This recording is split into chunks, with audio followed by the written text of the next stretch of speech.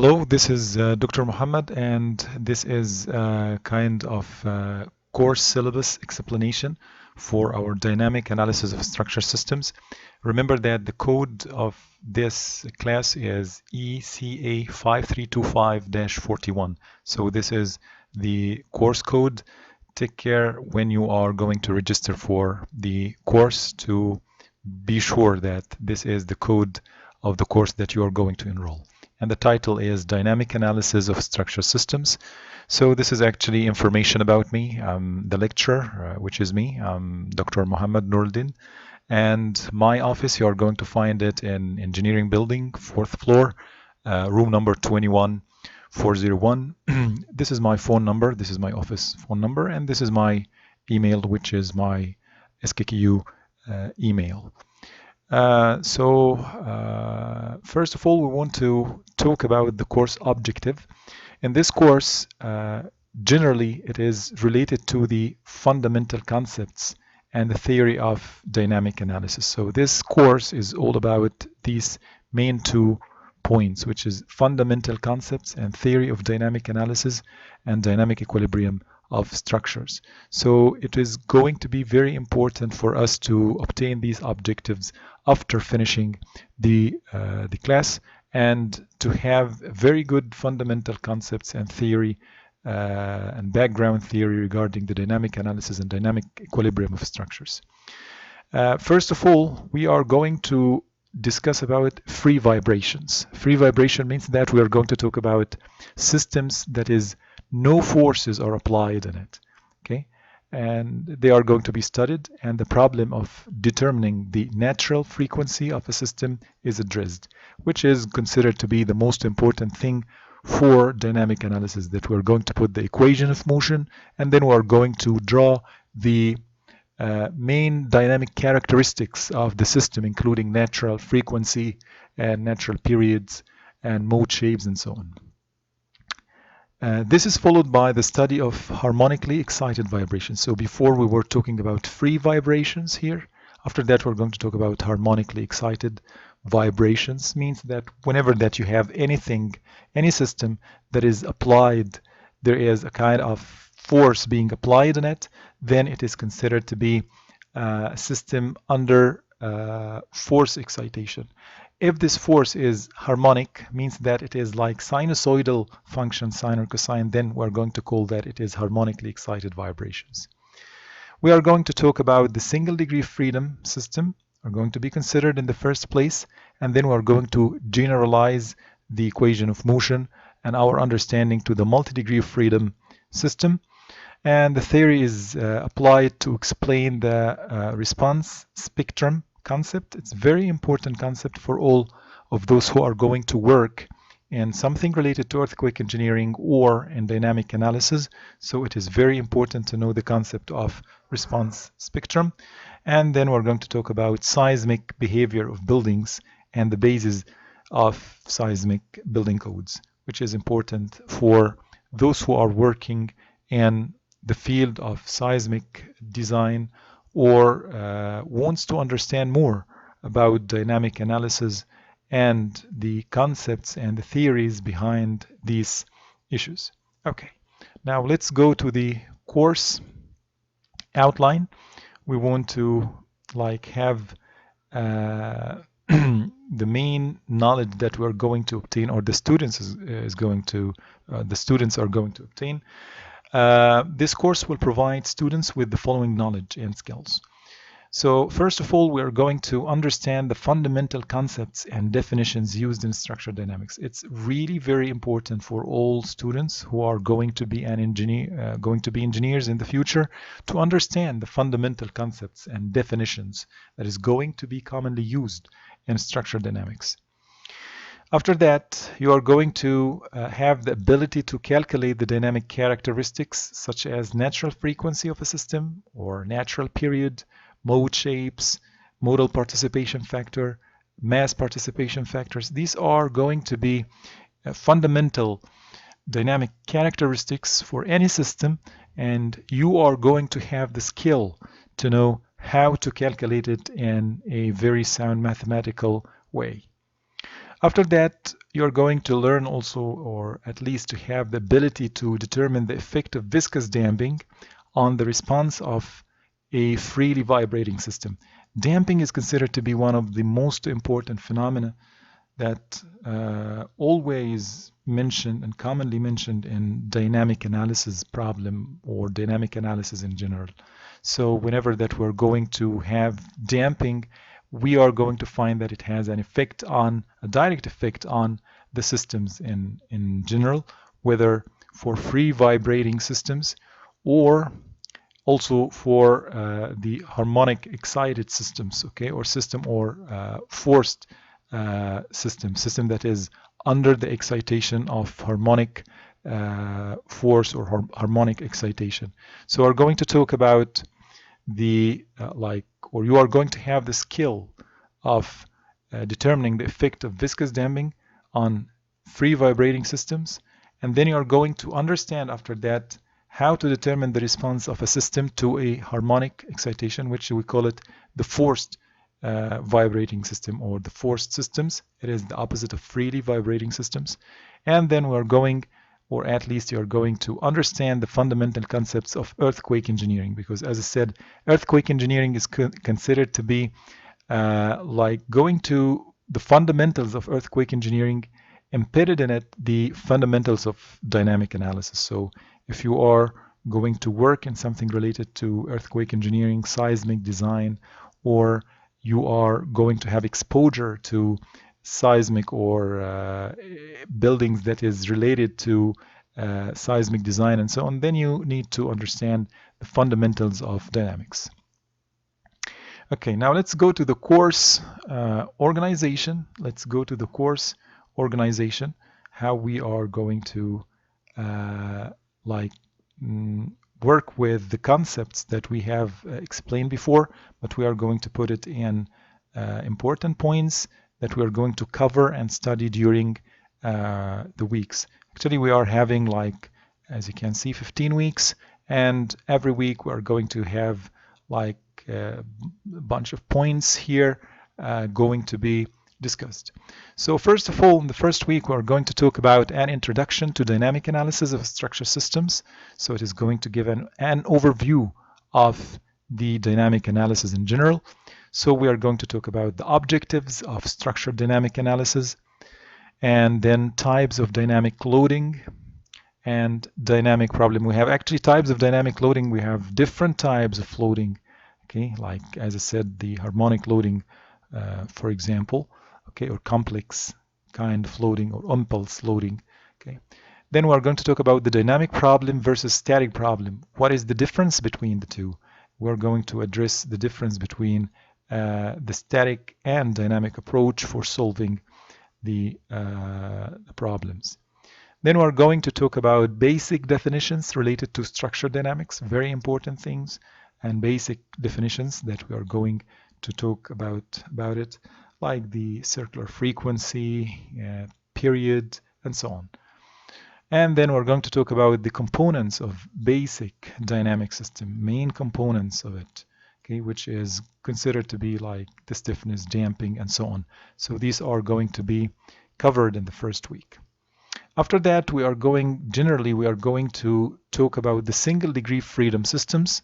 So we are going to develop the equation of motion first, and we are going to find different approaches for obtaining the equation of motion. So we are going to use the Newton's second law for obtaining the equation of motion. The equation of motion means that what is the mathematical equation that is going to be used in order to describe the motion of the single degree freedom system. Okay, so this is a physical phenomenon, but we are going to like describe it using a mathematical model. So we have two different ways. We have Newton's second law, and we have another way, which we call it the inertia force or D'Alembert's principle, which is very suitable for engineers and easy to be understood. And after that, we're going to have some examples, application of what we have done here. Week number 3, we are going to talk about the equation of motion for earthquake excitation. We're going to talk about two main different ways, which is translational and rotational and we're going to develop the equation of motion for each one, of them. And then week number 4, we are going to have or start with the free vibration response. So commonly we are going to start with the undamped system first. We are going to develop the equation of motion for the case of simple harmonic form of motion, and the equation of motion based on the amplitude form. We have like 2 different forms actually for the derivation, or we can say the form of the equation of motion is going to have or to take different ways. So we are going to derive it based on simple harmonic. So the sine and cosine is going to be there in the equation of motion solution.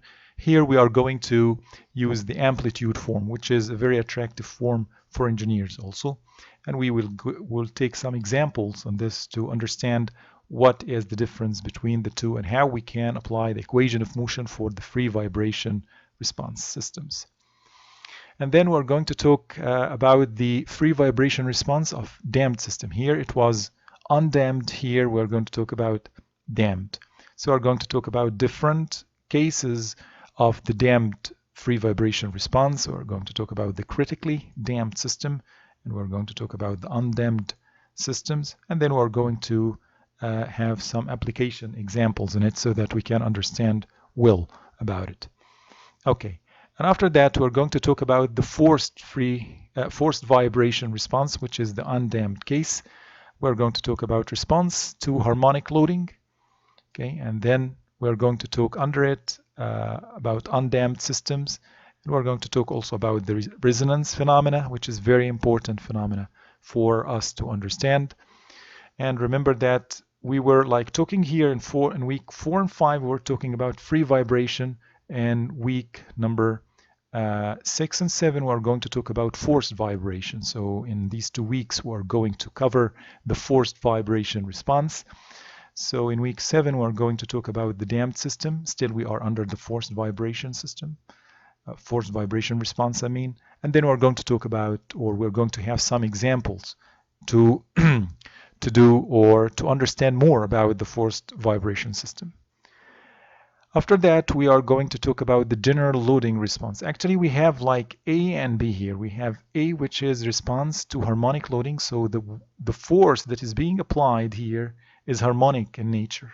However, here, this is a general loading response, which is like response to earthquakes, for example. So in this case, we are going to understand how our system is going to respond under any generic or general loading application. So it's very important and really important for all of us to understand this.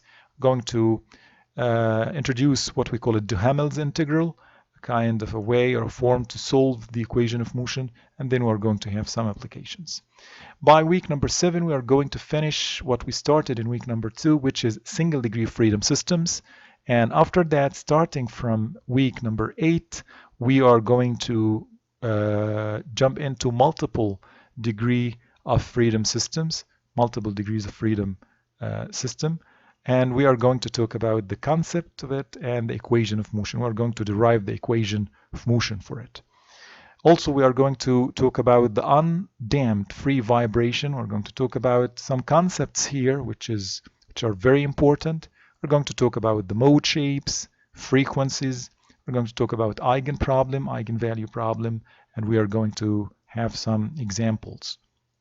After that, in week 10, we are going to talk about 2 very important, we can call characteristics for the multi-degree freedom system, which is going to be orthogonality property of normal modes and normalization of mode shapes. They are very important properties. We are going to understand them, and we are going to understand what is the meaning of this. So do not worry about not understanding them now. It seems to be very very difficult, but actually it's not difficult at all. You're going to find and realize that they are pretty simple and straightforward. Just we need to concentrate, and we are going to have examples, and you're going to find that it's really fun to go through these properties. Week 11, we are going to talk about something that is related to displacements and the expansion of displacements. And we're going to talk about or take some application examples. Then we're going to start in the damped free vibration, okay? And then we're going to have some examples here. After that, we're going to talk about the undamped forced vibration in week 12, and we're going to talk about the modal superposition method, and we're going to take some application examples. And then we're going to talk about the response to the base motion, and then we are going to have examples. Maybe in this week I'm going to talk about the damped forced vibration also, because the derivation is like very similar also to the undamped. Okay, so this is in the week 12, and week 13 we're going to talk about the last item in our curriculum or our syllabus, which is related to earthquake response of single degree freedom, single degree linear systems. Okay, we're talking about linear systems here. So we're going to talk about support excitation, okay, and we are going to talk about the equation of motion for support excitation, which is related to the earthquake directly here.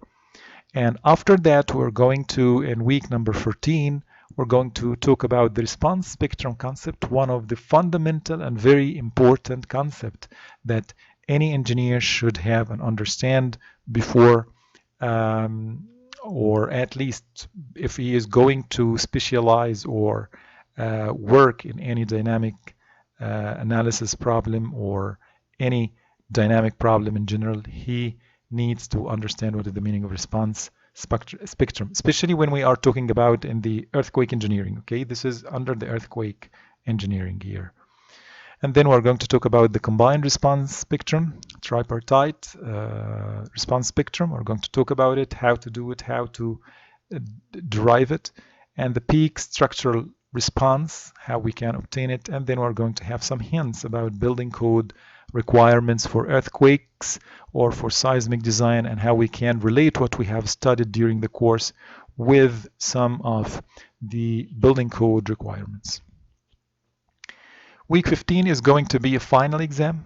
Okay, there's the final exam would be in week number 15. That's it actually for our course organization based on the weeks. So as you can see, we have like introduction, single degree freedom system, multi-degree freedom system, and then something related to the earthquake engineering, like main 4 parts of our course, and it will cover the most fundamental concepts in earthquake and dynamic analysis of systems. Okay, week number 15, as I said, it's the final exam. It is going to be related to this this curriculum. Expect the problems in the exam to be similar to the examples that we have worked out during the class. After that, the evaluation for this class, it is going to be divided based on attendance, class interaction, assignment, and final exam. And these are the main 4 items here.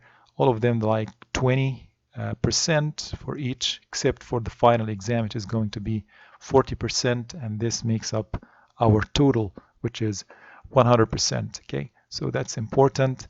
Attendance is important actually, because this class is going to be, it is mixed class, online and offline. It is on-offline class, means that I'm going to give the class offline, and it is going to be recorded automatically, and it's going to be uploaded to the iCampus instantly. So you are going to find the class after finishing it. So whether or not that you are attending it offline, maybe you can like catch up what I have explained if you watch the online class on the iCampus. Okay, so it is going to make it easy for you to go through the classes that you are going to miss for any reason. Okay. The textbooks that we're going to use, actually mainly we are going to use the Chopra book, which is Dynamics of Structures, Theory and Applications to Earthquake Engineering. It is by Anil K. Chopra. This is the 4th edition. It is required for you to have everything that we're going to explain here. You are going to find it in this book. There are other books actually. There's like Clough and Binzen and Humer and so on, but in general, this is all of them. They are similar, but only I rely on Chopra book. And during the class, I'm going to mention about some other books that might be suitable also for for you. But actually, Chopra book is the most comprehensive one. It is everything is there, a lot of examples, so it is easy to use for students and instructors as well. Course materials will be available on the iCampus, so don't worry about the course materials. I'm going to share the course materials on the iCampus. Commonly, I'm going to use the electronic screen or the lecture deck in the classroom. So I'm going to write by my hand. So you need to, I'm going to put it in like in a PPT file, for example, or something like this, and you are going to find all the annotations that I have done. Okay, that's it for the contents and the syllabus of dynamic analysis of structure systems, EKA 5325-41. Thank you and see you soon.